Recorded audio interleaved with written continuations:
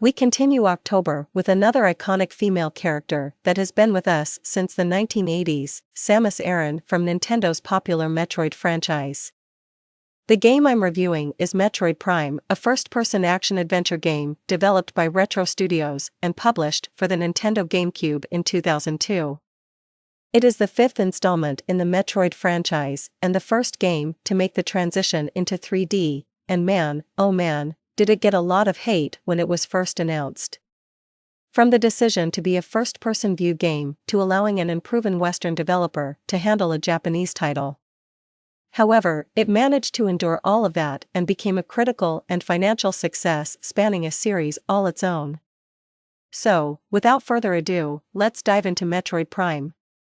The game is visually stunning, and combined with the soundtrack makes it incredibly easy to immerse yourself into an enjoyable sci-fi experience. Gameplay?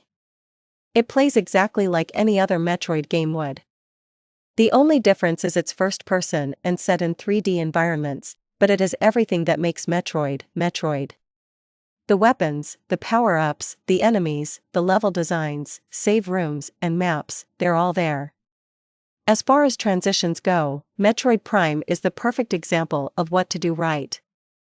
As per usual, the levels are made up of facilities founded on alien planets, and the player must navigate through the different rooms and corridors to their objective, and each base has a room to save throughout, and a room to download a map of the facility to assist you further. Enemies are, to put it simply, aliens. There are 3 suits overall in the game, and 1 extra suit you can get upon completing the game and hooking up the Game Boy Advance to the GameCube with Metroid Fusion. Each suit has a specific function that you can take advantage of while overcoming obstacles. If you complete Metroid Fusion, you can also hook up the Game Boy Advance to play the original Metroid game for the NES. That's a pretty good treat considering the age of the NES, and there would be some players who never got to play the original Metroid before. All in all, it's worth having both games and a connector cable since you're essentially getting 3 games out of it. Like many of Nintendo's protagonists, Samus is a silent warrior throughout Metroid Prime and has little in the way of character compared to Metroid Fusion for the Game Boy Advance that came out at the same time, but what we do know is that she's a strong, capable woman that can get the job done, and no matter how bad things look, she's able to dust herself off and come back out of it better than she was before. We see this early on when an explosion knocks Samus into an elevator and she takes heavy damage to her armor, losing most of the power-ups she had at the beginning of the game. This is little more than a minor setback as she continues on with her mission without a second thought. Granted, a lot of that is because of the player's intervention, but still.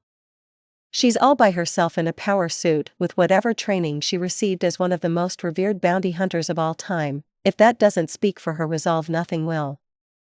If you're a Metroid fan, and you somehow missed this entry in the franchise, then I would definitely recommend giving it a go as they did a beautiful job taking the Metroid formula into what was once considered to be next gen.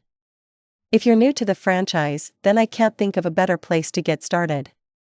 Get it?